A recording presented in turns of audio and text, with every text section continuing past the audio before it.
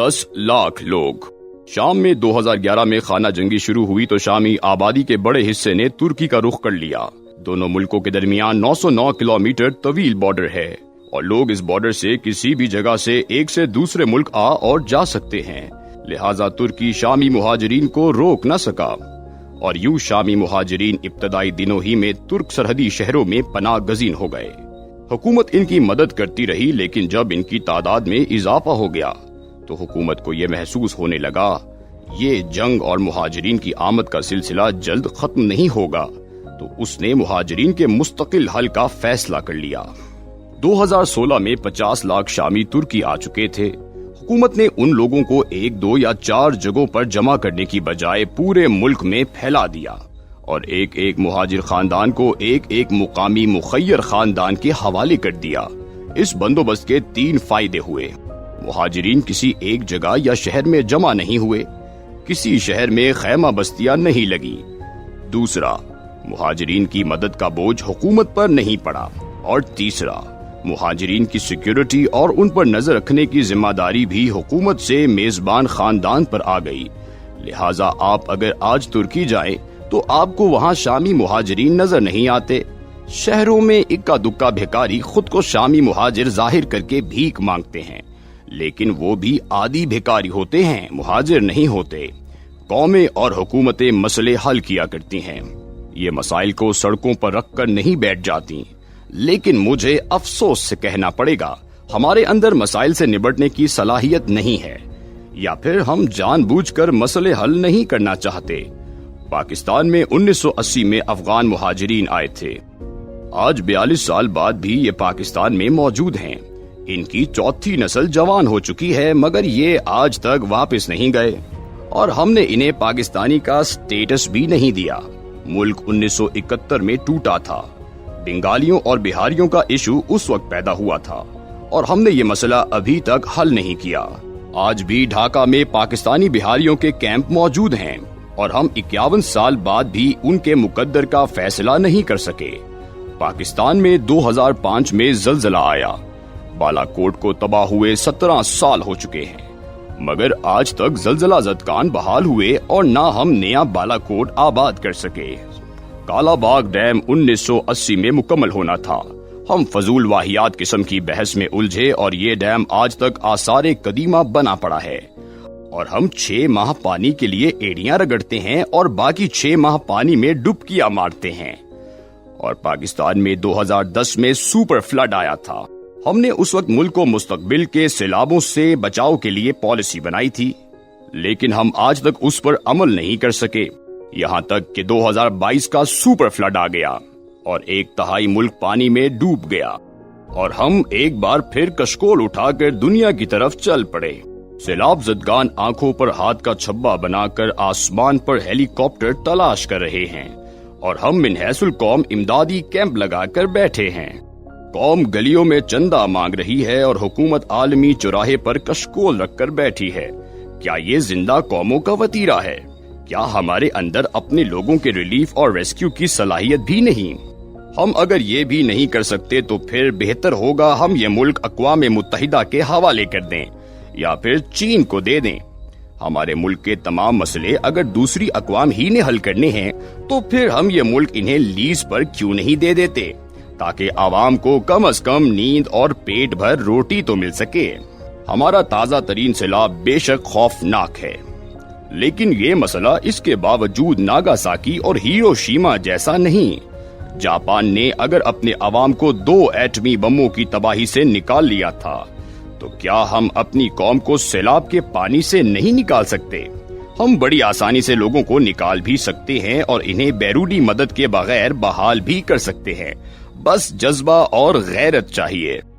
मुल्क में सैलानी उखुवत अल खिदमत अल मुस्तफा ट्रस्ट, रीड फाउंडेशन और ईदी फाउंडेशन जैसे इदारे मौजूद हैं और ये इंतजामी लिहाज से हुकूमत से 1000 दर्जे बेहतर, मजबूत और कारआमद भी हैं। हुकूमत बस 3 काम कर ले, ये रेस्क्यू, रिलीफ और सेटलमेंट का काम इनके हवाले कर दे और इनके रास्ते में जहां रुकावट खड़ी हो ये वो रुकावट हटा दे।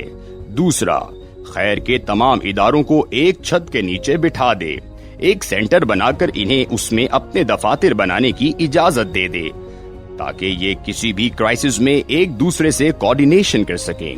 یہ آپس میں کام اور علاقے تقسیم کر لیں اور کام شروع کر دیں. اور 3, حکومت ریسکیو ورکرز کا ڈیٹا جمع کر لے اور ان کی ٹریننگ کا بندوبست کر دے تاکہ خدمت سسٹم میں آ سکے.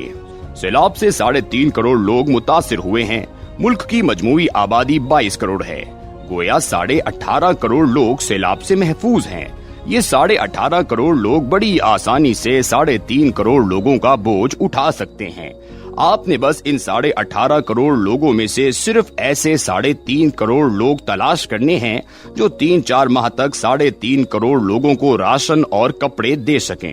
اور آپ اس کے بعد 3.5 کروڑ متاثرین اور 3.5 کروڑ ڈونرز کو NGOز میں تقسیم کر دیں اور یوں ابتدائی مسئلہ حل ہو جائے گا. آپ ڈونرز اور ضرورت مندوں کے درمیان رابطے کا کام الخدمت کو سونپ دیں. یہ لوگ 1 ماہ کے اندر یہ جاب مکمل کر دیں گے. سیلاب نے 10 لاکھ گھر تباہ کر دیے.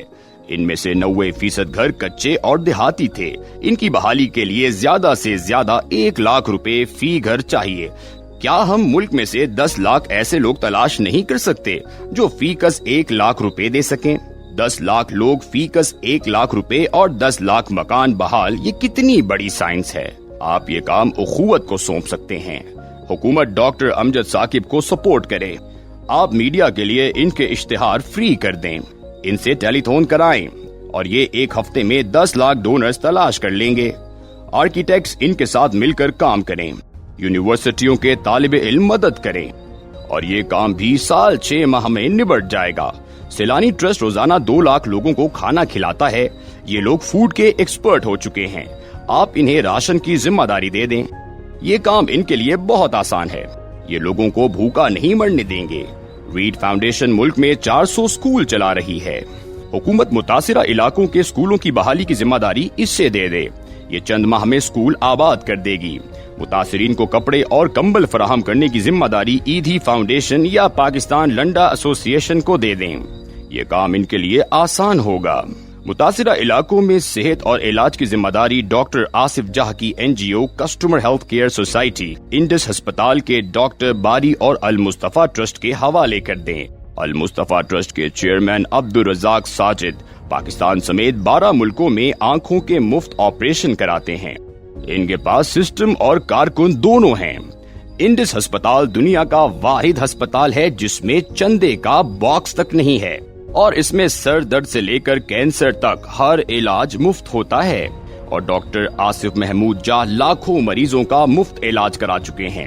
کسٹمر ہیلتھ کیئر سوسائٹی نے تھر میں صاف پانی کے 1500 کنویں کھود کر ٹیوب ویل لگا دیے.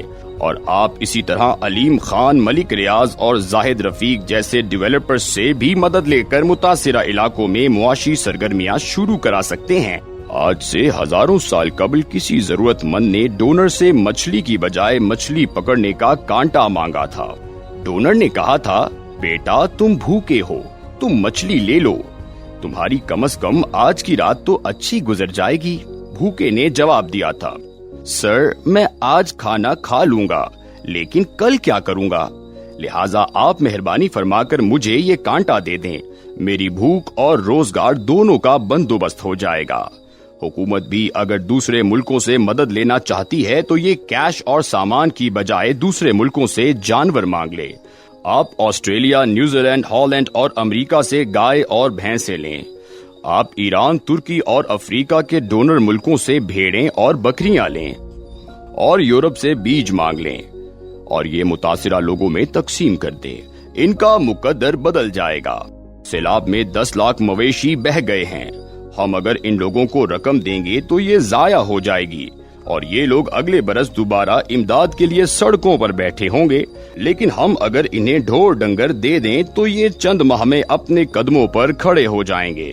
لہٰذا میری درخواست ہے، ہمیں عقل سے کام لینا چاہیے اور لانگ ٹرم سوچنا چاہیے. ہم آخر کب تک راؤنڈ اباؤٹ پر اسی طرح گاڑی چلاتے رہیں گے اور آخر کب تک یاجوج ماجوج کی طرح دیواریں چاٹتے رہیں گے؟